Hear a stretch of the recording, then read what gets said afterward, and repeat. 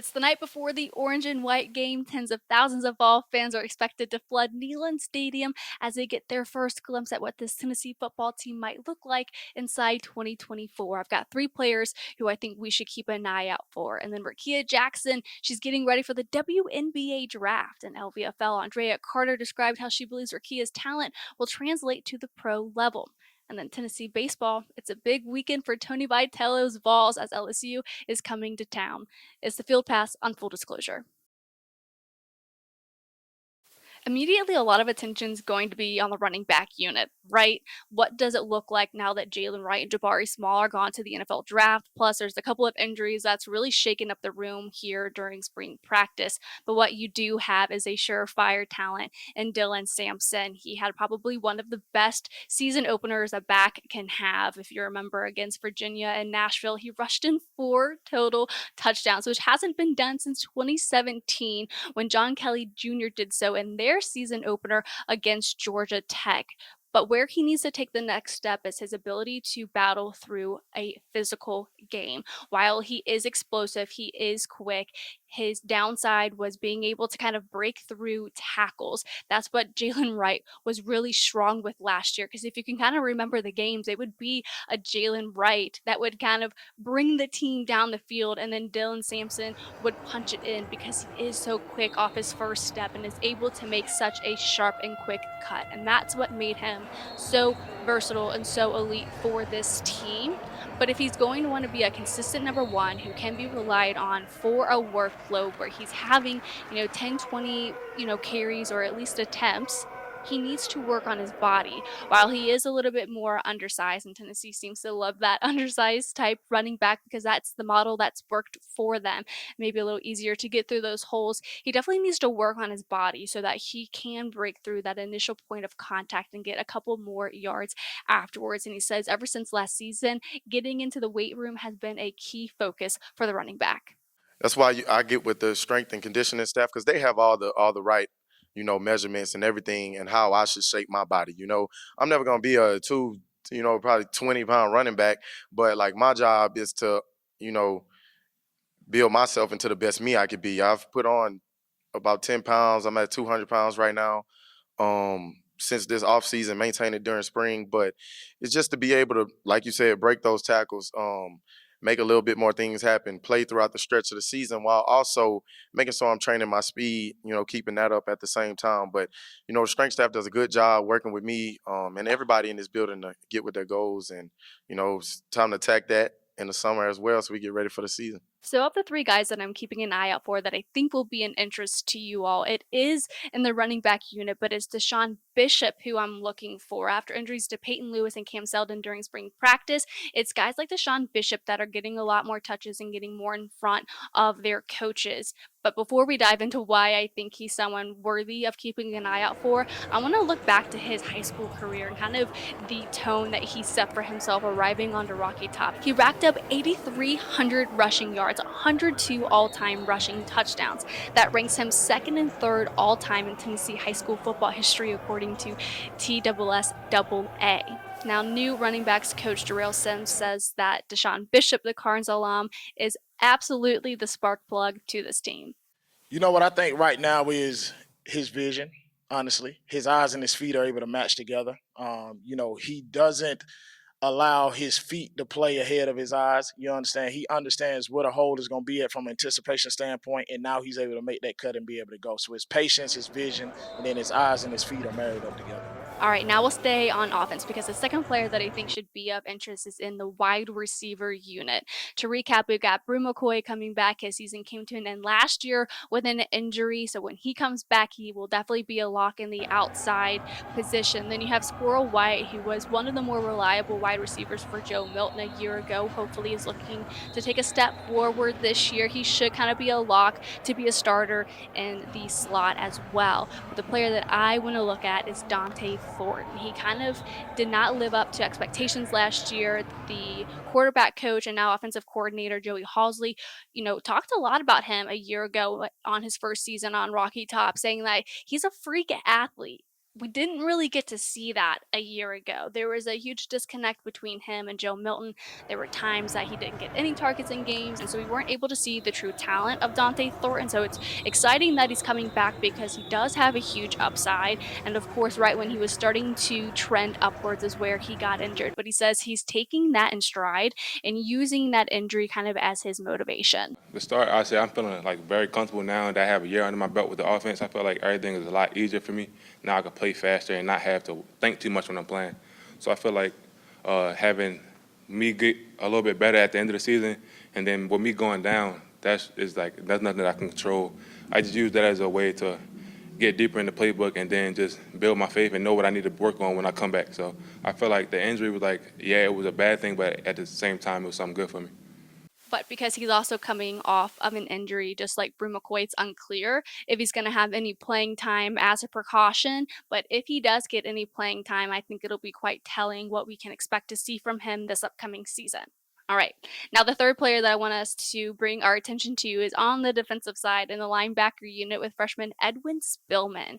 When you ask the linebackers coach or any of the linebackers just to give your thoughts on Spillman, they can't even run out of adjectives. They just go on and on just about how impactful Spillman is. Now, he is another in state product. He's a 4-star prospect, top 10 player in the state, according to all of the major recruiting sites. But what should impress you most is that they say he doesn't even operate like a true freshman. Yeah, the one thing about him, it's exactly what you want from a coaching mentality because, well, I'd rather say woe than sick 'em.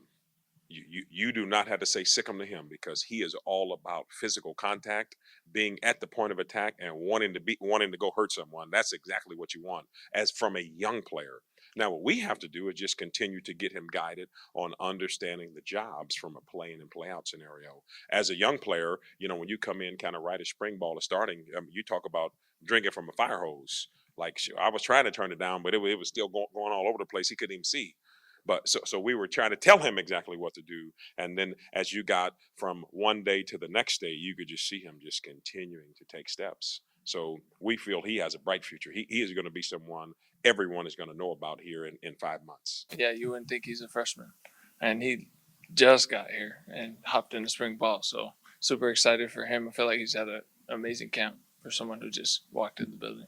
To me, he don't really look like he came out of high school. He looks the part and feel like he has a really good head on his shoulders, and that's what's actually going to take him far.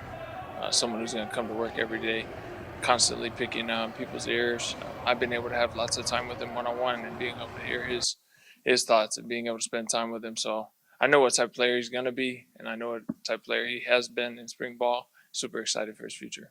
So that's the dour list. Now, that's not to say that those are the only 3 players that matter, the only 3 players that I think will make an impact. They're just the most 3 players that I'm intrigued by with what we may or may not see on Saturday. But what we will see is Rickea Jackson hearing her name called in this year's WNBA Draft. She's getting ready to see her pro career dreams come true. It's her style of play, her toughness, her spatial awareness that will translate so well at the next level. She only spent 2 years on Rocky Top, but was absolutely the difference for the Lady Vols during her time on Rocky Top. 6 of her last 7 games, she had 22 or more points in each game. And in her final game as a Lady Vol, she had 33 against NC State. Now, ahead of the WNBA Draft, media got a chance to talk with analysts and several GMs over Zoom, all really kind of getting their insight on the prospects for this year's draft. Of course, we had to ask LVFL Andrea Carter about Rickea Jackson, and she basically described the forward as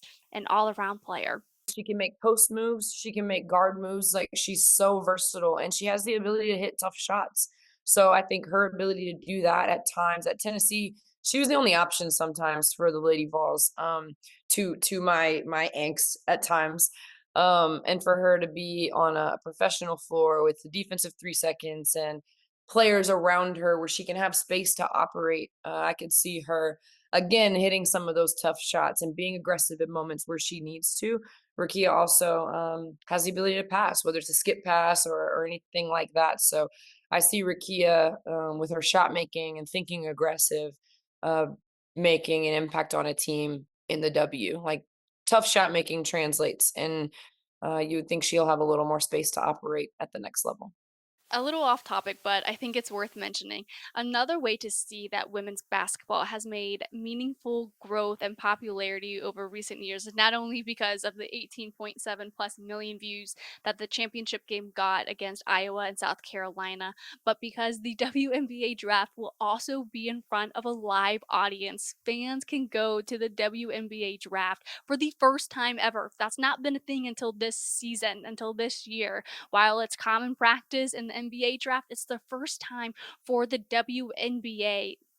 That's massive. You can credit players like Caitlin Clark or Angel Reese, but it goes beyond the product that they put on the court. They have huge personalities that fans are following, and that's how you build the base moving forward and into the pro level. You look at Angel Reese, for example, she announced that she's going to declare for the WNBA draft and a Vogue exclusive. That leaves you speechless. That just tells you that they have such massive and individual brands. And that's how you'll get fans that love Caitlin Clark at Iowa to also follow her to whatever NBA team that she goes to. But I also kind of want to like go behind the scenes a little bit. Like the Zoom call I was on where Andrea Carter talked about Rickea Jackson. Okay, there were over 130 other people, members of the media, also on that call.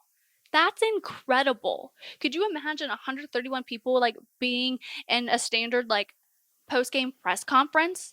I mean, 30 people feels incredibly packed, but 130 plus, that is crazy. It even got the attention of one of the general managers on the call. Really, it's just so much fun to see the growth of women's sports in a real tangible way. It's so exciting to see what the future holds for them. But what also is very exciting is Tennessee baseball. Yeah, I probably could have had a better transition, but Tennessee baseball is doing pretty darn good right now. They're 27-6. They're 7-5 in conference play, and they've got defending champions in the LSU Tigers coming into town. And similar to the Auburn Tigers, their records don't really show potentially how good they are. Tennessee learned that lesson in game one against Auburn, where they dropped the series opener, but were able to bounce back. Could be a similar thing against LSU. You hope it's not, but Tennessee baseball and baseball in general will teach you time and time again that it is always anyone's game. Yeah, I mean, I haven't studied everybody's record in the league. It's a little too early to assess that because a lot of people around here might have counted us out about halfway through the year. So, when you start building up repetitions, the 30 games will kind of let you know where you stand. And if you can just stay afloat and be around 500, you're one of the better teams in the country. So the teams I've seen in our league and any of the games I've watched, about everybody belongs in that category right now. And then with them, yeah, I mean, you've got one of the biggest traditions and one of the biggest names in our sport. And a lot of those guys that contributed to that national championship are still around. So it's a tall task, whether you're at home or you're on the road or you're playing whichever team. But this one certainly comes with a lot of boxes that are checked. And that message is certainly important because at the end of the day, it's the defending national champions that are coming to Rocky Top. But there are two underrated things that I think are really doing a favor for Tennessee baseball right now. It's their ability to play small ball and it's their emotional maturity. Two things that they didn't really have as their strengths the last couple of seasons. And that's exactly why, as I teased to the beginning of the segment, while despite losing their series opener against Auburn, they're able to rally and win the series, win the last two games to clinch this series. I think that's going to be absolutely vital for this team when you look at postseason play. Also, their ability to play small ball. And past, it seemed that they kind of lived or died by the home run. And when they weren't getting that offensive production in the form of home runs, you kind of saw the team kind of falling apart. And that's why they didn't have maybe why they didn't have the type of postseason run that their regular season would indicate that they would have had this year. Their ability to play small ball and then, of course, getting all of those grand slams is going to be so incredibly important for them to make a postseason run. But of course, it's Tennessee baseball later tonight at 7:30 for game one, and then Saturday it is a busy day on Rocky Top. It's the orange and white game at 1 o'clock, and then at 5:30 it's Tennessee and LSU for game two. I will see you guys again on Sunday at 3. Thank you so much for listening. Please please subscribe, and I will see you all with Jimmy Himes next time as well, Sunday at 3 o'clock.